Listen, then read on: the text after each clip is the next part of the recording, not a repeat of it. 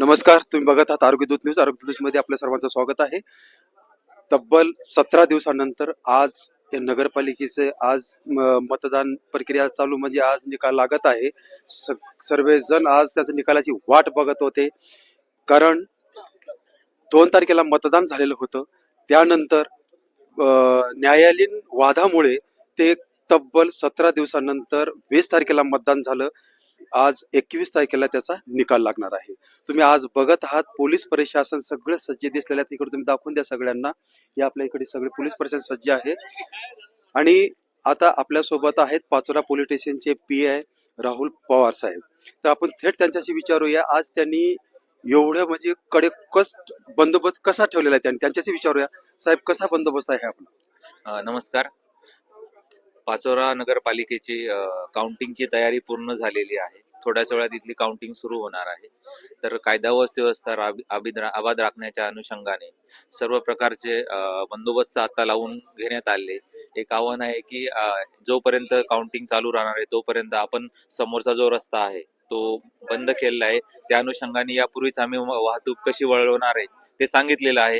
त्याप्रमाणे सर्व नागरिकांना आव्हान आहे की तोपर्यंत त्या रस्त्याने त्यांची वाहतूक सुरळीत सुरू राहणार आहे. आमचे सर्व पॉइंट लावले गेले.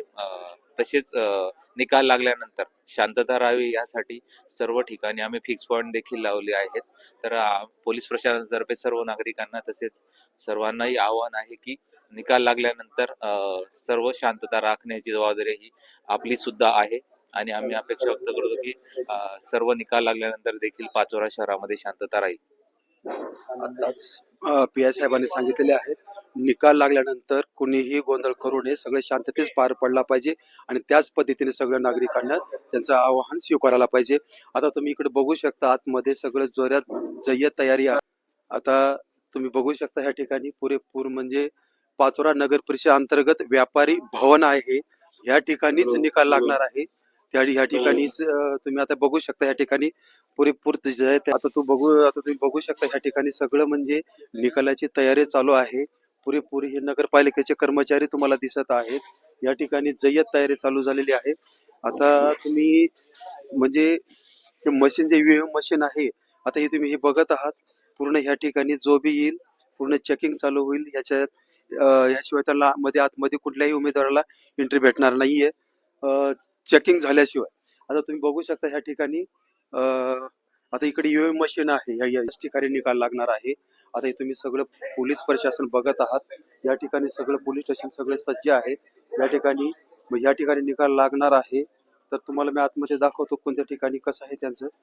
या एक मिनिट आतमध्ये या ठिकाणी बघू शकता. ह्या ठिकाणी पुरेपूर हे जे दिसतंय ना, हे एकूण दाखवायचे आपल्याला सगळ्यांना. हे दाखवायचे हे आहे सगळी एंट्री आतमध्ये. मशीन पुरेपूर ईव्हीएम मशीन आतमध्ये आहेत. तुम्ही या ठिकाणी बघू शकता. या ठिकाणी आलेलो आहे जिथं ईव्हीएम मशीन आहे त्या रूम मध्ये आलेलो आहे आपण. आता हे आपल्या सोबत आहेत पाचोरा नगरपालिकेचे आपले शिव साहेब आपल्या सोबत आहेत. मुख्य अधिकारी आपल्या सोबत आहेत. साहेब, हे सगळी सुव्यवस्था जी आहे आणि म्हणजे कशा प्रकारे तुम्ही केलेले आहे थोडस माहिती द्या. आज आपल्या पाचोरा नगर परिषदेत सार्वत्रिक निवडणुकीची मतमोजणी या ठिकाणी होणार आहे. आपण या ठिकाणी 12 टेबल लावलेले आहेत. त्याच्यामध्ये टोटल 8 फेऱ्या आपल्या होणार आहेत. त्याच्यामध्ये सर्व नगराध्यक्ष त्याचप्रमाणे नगरसेवक या पदासाठीची मतमोजणी होणार आहे. प्रत्येक फेऱ्याने आहे 2 प्रभागांची मतमोजणी पूर्ण होणार आहे.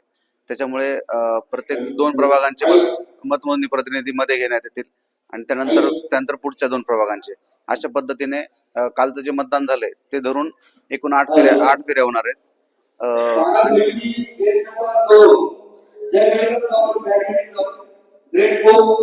आताच तुम्ही आपले पाचोऱ्याचे मुख्य अधिकारी सीओ साहेबांशी आपण चर्चा केलेली आहे. त्यांनी पूर्ण माहिती दिलेलीच आहे. आता अशा पद्धतीने जय्यत जी आहे ते तुम्ही बघू शकता. या ठिकाणी असे टेबल आहेत. याच्यामुळे सगळे पुरेपूर आज या ठिकाणी निकाल लागणार आहे. तुम्ही या ठिकाणी बघू शकता. आपण इथं आलेलो आहे जिथं निकाल लागणार आहे. आपण त्या रूम मध्ये आलेलो आहे.